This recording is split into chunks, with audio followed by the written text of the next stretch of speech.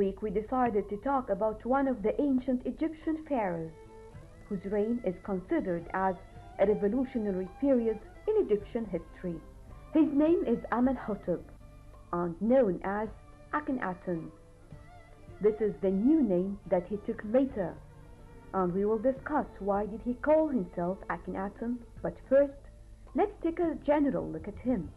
To learn more about him, better to visit the Egyptian Museum, as there is a complete hall dedicated to him and his art style. This week we decided to talk about one of the ancient Egyptian pharaohs, whose reign is considered as a revolutionary period in Egyptian history.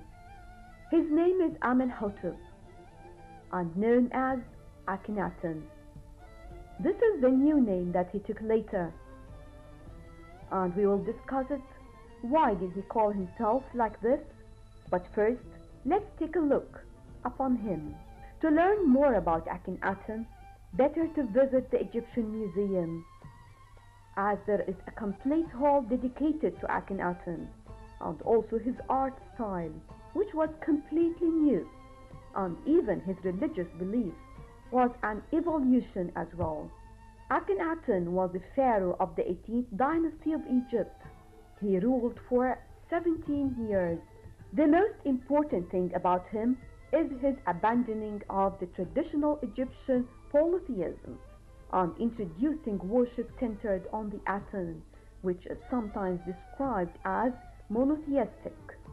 He tried to bring about a departure from traditional religion, yet in the end it would not be accepted, because after his death, traditional religious practice was gradually restored.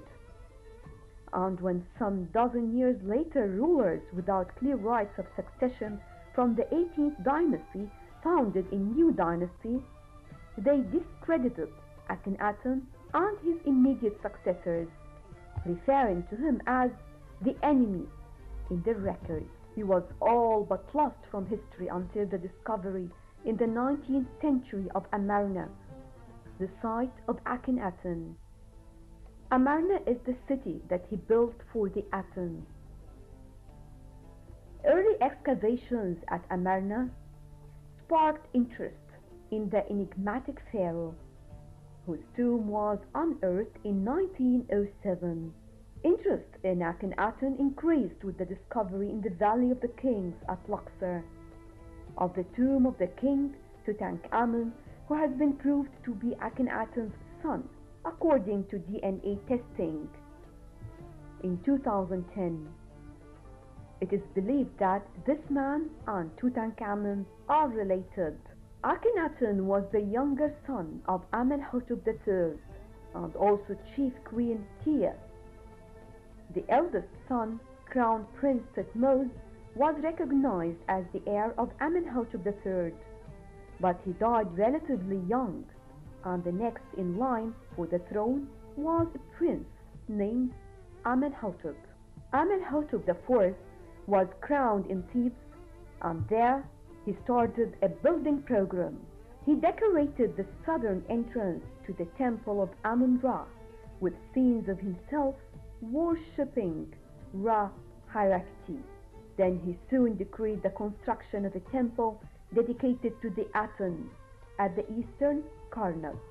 Let's first take a look at the Egyptian Museum at the Amarna Hall.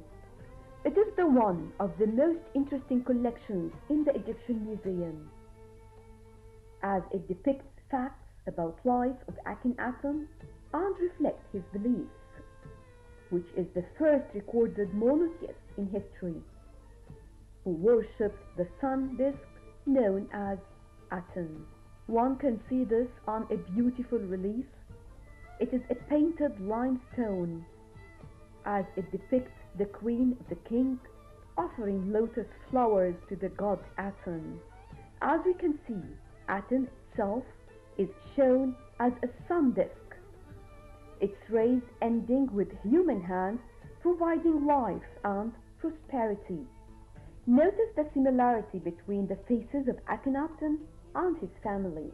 Akhenaten did not create a revolution in history only, but also it extended to arts. Artists of this period developed a freer style of art, so it was the first time ever for them to see in a relief or painting the king sitting with his family, eating and playing. The statues even are strange when compared to other traditional ones. Take a look at the king's body, which takes a feminine style with exaggerated eyes and mouth, and a larger flabby stomach. A group of colossal statues of Akhenaten are also on display in the Egyptian Museum. They present the first time that Akhenaten's new religious thoughts were translated into art and architecture.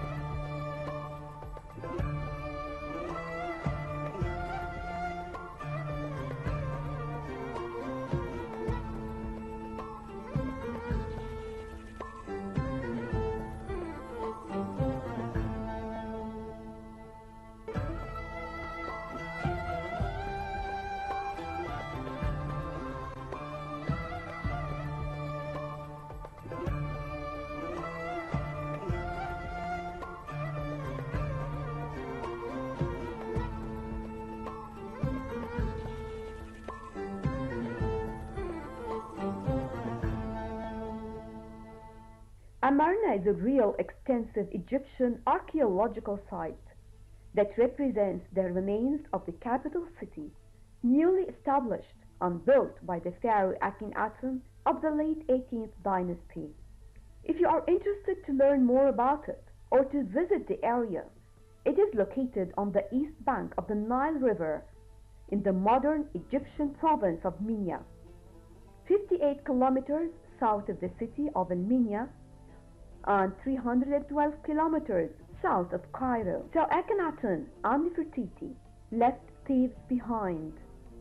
Following the guidance of the god Aten, Akhenaten moved with his family 180 miles north to a site known as El Amarna. There in the desert, he established his new religion by building an entire city dedicated to Aten, complete with a necropolis and royal tomb. In 1346 BC, work began on this new city built in Middle Egypt, on a site thought to have been chosen as it was not tainted by the worship of the other gods. And in 1344 BC, the central section of Akhenaten was completed. Nefertiti's prominent role in Egyptian royal rule and religious worship reflects her influence in the public sphere. And during the earlier years of her royal reign, she, as part of her religious conversion, changed her name as well. Nefertiti, which means the beautiful one is come, has been changed to Nefer